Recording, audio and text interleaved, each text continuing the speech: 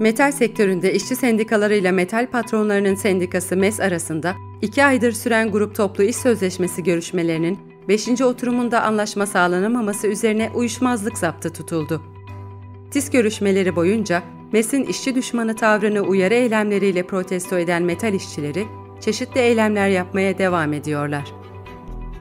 Sakarya Hendek'te bulunan Burda Bebek Fabrikası'nda Petrol İş Sendikası'na üye oldukları için işten atılan 7 kadın, 20 Kasım'da fabrika önünde çadır kurarak direnişe başladı. Genel İş Sendikası İzmir 8 Nolu Şube'de örgütlü İzmir Çiğli Belediyesi işçileri maaşları ödenmediği için 21 Kasım'da iş bıraktılar. Toplanmayan çöpler nedeniyle oluşan tepkiler üzerine belediye yönetimi sahadaki işçilerin ücretlerini ödedi. İşçiler, idari bölümlerde çalışan diğer işçilerin ücretleri ödenmeden işbaşı yapmadı. Yalova'da, Gürdesan gemi makinalarına bağlı taşeronlarda çalışan tersane işçileri, 21 Kasım'da aylardır ödenmeyen maaşları için iş durdurup, şirketin Dilovası'ndaki fabrikası önünde eylem yaptı. İzmir Ali Ağa'da 9 Eylül Üniversitesi Mesleki ve Çevresel Hastalıklar Hastanesi inşaatında çalışan taşeron işçiler de aylardır maaşları ödenmediği için iş bıraktı. TUMOB'a bağlı Mimarlar Odası işçileri, TİS sürecini sekteye uğratmak amacıyla sendikanın yetkisine itiraz eden oda yönetimini protesto ederek 23 Kasım'da Mimarlar Odası Ankara Şubesi önünde basın açıklaması yaptılar.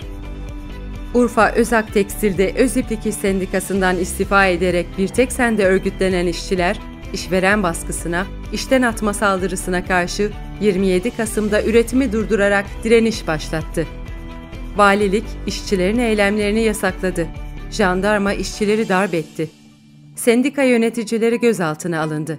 İl müftüsü, işçileri cami avlusundan çıkarmak için camiyi kapattı.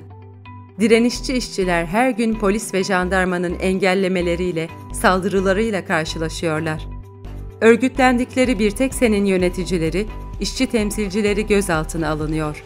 Ama tüm baskılara, tehditlere, yıldırma politikalarına karşın Özak işçileri mücadelelerine sahip çıkıyor, direnmekten vazgeçmiyorlar. Sendika seçme haklarının yok sayılmasına karşı kararlılıkla mücadele ediyorlar.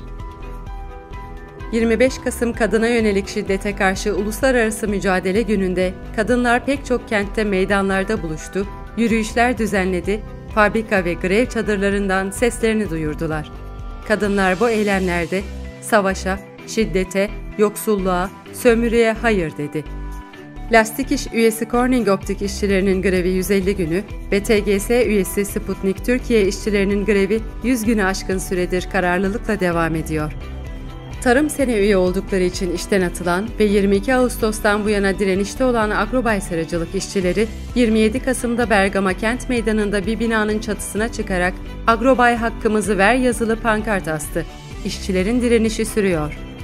29 Kasım'da Filistin Sendikalar Konfederasyonu'nun çağrısıyla dünyanın birçok ülkesinde olduğu gibi Türkiye'de de dayanışma eylemleri düzenlendi.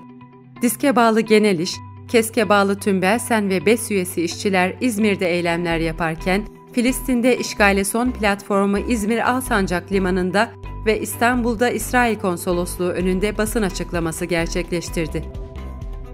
KESK 2 Aralık'ta İstanbul ve Diyarbakır'da "Emekten yana demokratik halk bütçesi istiyoruz" sloganıyla mitingler gerçekleştirdi. DİSK 8 Aralık'ta gelirde adalet, vergide adalet ve insanca yaşanacak bir ücret talebiyle mücadele programını ve taleplerini duyurdu. Aralık ayı boyunca 11 kentte kitlesel buluşmalar gerçekleştirme kararı aldı. 8 Aralık'ta Ankara'da, 11 Aralık'ta Edirne'de, 12 Aralık'ta Kırşehir'de, 13 Aralık'ta Mersin'de, 14 Aralık'ta Antalya'da, 15 Aralık'ta İzmir'de eylem yapan DİSK, Aralık ayı sonuna kadar 5 kentte daha meydanlarda olacak. Doğa Koleji öğretmenleri 9 Aralık'ta düşük ücretlere, sendikal baskılara, mobbinge karşı ve özlük hakları için Ataşehir'de bulunan Doğa Koleji Genel Merkezi önünde eylem yaptı. Staj ve çıraklık sigortası mağdurları 10 Aralık'ta Büyük İstanbul buluşması gerçekleştirerek emeklilik haklarının gasp edilmesine tepki gösterdi. Tüm Emeklilerin Sendikası, Emekliler Dayanışma Sendikası ve DİSK Emekli Sen'in çağrısıyla emekliler 10 Aralık'ta Ankara Anıt Park'ta büyük emekli mitingi gerçekleştirdi. Türkiye'nin dört bir yanından gelen emekliler, sendikal haklarının tanınması talebiyle ve düşük emekli maaşlarına, hayat pahalılığına karşı seslerini duyurdu. UİT Değerli İşçiler mitinge, mezarda emekliliğe, düşük emekli aylığına, sendika hakkının engellenmesine birlikte karşı duralım pankartıyla katıldı.